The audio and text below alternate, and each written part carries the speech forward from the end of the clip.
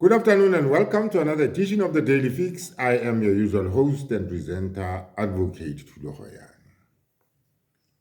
Yet again, we are hearing a witness narrate a brutal ordeal that he suffered at the hands of the police during the investigation of the MEYIWA murder. Here's Gwabeni now, explaining in exactly the same terms and exactly the same modus operandi that was used or that Sibiya has narrated to the court. Gwabeni has told the Pretoria High Court this morning that he was taken to his place, by 3 cops and taken into a car. Before he was taken into that car, he had his hands handcuffed from the back and he was made to sit at the back of the vehicle with 2 policemen on either side of him. He then thought that at that stage he was being taken to the Vosloorus police station. But the vehicle in which he was being driven went past the Vosloorus police station and went to the municipal area. Remember that gold spot, the municipal area that Sibiya testified about. This is the same area that Gwabeni is talking about. So Gwabeni says he was taken to that municipal area, and when he got there, he was made to alight from the car. After alighting from the car, still with his hands handcuffed to his back, at his back, he was made to sit down and stretch his legs. The police then started to kick him and rolling him. As they kicked him, in his own words, he was rolling like a drum full of water. So they kicked him and tortured him at this place. Now, the thing that becomes significant here is this is the same municipal area that Sibiya told the court he was tortured from. He also had a plastic thrown over his head to suffocate him. And they did suffocate him to a certain extent because at some stage he lost consciousness. Exactly the sort of things that plastic, remember, was also mentioned by Sibiya. And he also says that at some stage he lost consciousness.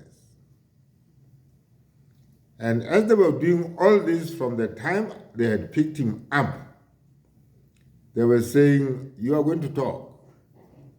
You will talk." And presumably that talk was, related to him, telling him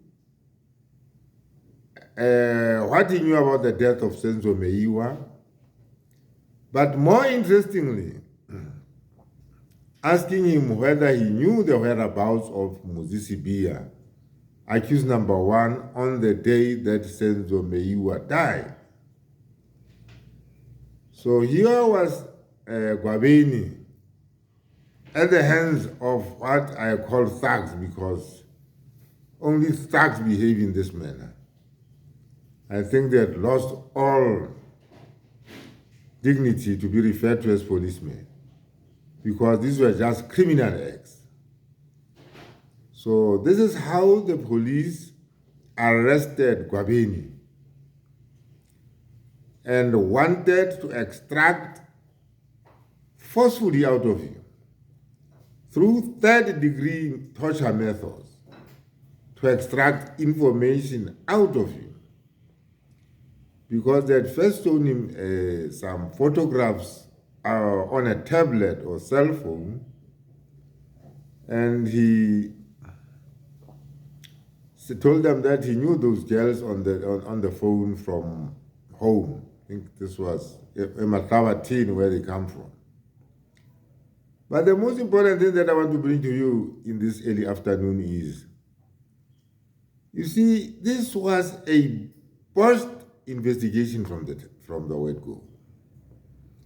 Here is Gwabeni now being tortured. He showed the court those torture marks and, you know, the marks made by the handcuffs. They were also, you know, the court also got the dimensions of those torture marks, and it is all on record. Remember Zamuku Tembata? Zamuku Tembata also suffered the same fate. So the Indian company were just fishing in the dark. They were just on a fishing expedition. Look where Gwabeni is now. No wonder Gwabeni is a bitter man, because he had nothing to do with the death of MEYIWA.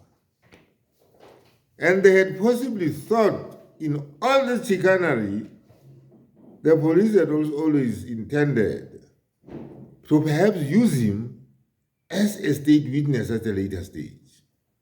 Because remember that 204, Section 204 witness that Bali was talking about. They wanted to make him a state witness falsely. This is why Gwabeni had to undergo all that torture. Because at some stage they were soliciting him to be a state witness, and yet he knew nothing about the death of MEYIWA. He had never participated in the death of MEYIWA, and knew nobody that had had anything to do with the death of MEYIWA. This is why I'm saying calls are growing for 375. The trial that we are seeing in the Pretoria High Court is a charade. It is a made-for-TV charade by Gininda and his associates, perhaps with the connivance of the prosecution. But this is not the trial that we must be seeing. MEYIWA's killers are still out there. This is why the police have to resort to these third-degree methods to try and extract information out of innocent people, to implicate other innocent people in the killing of MEYIWA.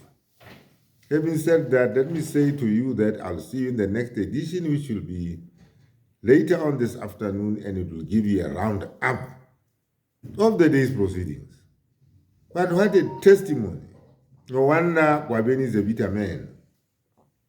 And this is the only opportunity that he has to get back at these thugs. Having said that, let me thank you for watching this video. Let me thank you for all the views and subscriptions and shares that I'm seeing. The 12,000 subscriber mark is only a few steps away. Let us take those steps with you. With you, I know everything is possible. Thank you until we meet in the next and final edition of the Daily Fix today, where I'll give you a roundup of the day's proceedings. Thank you and see you then.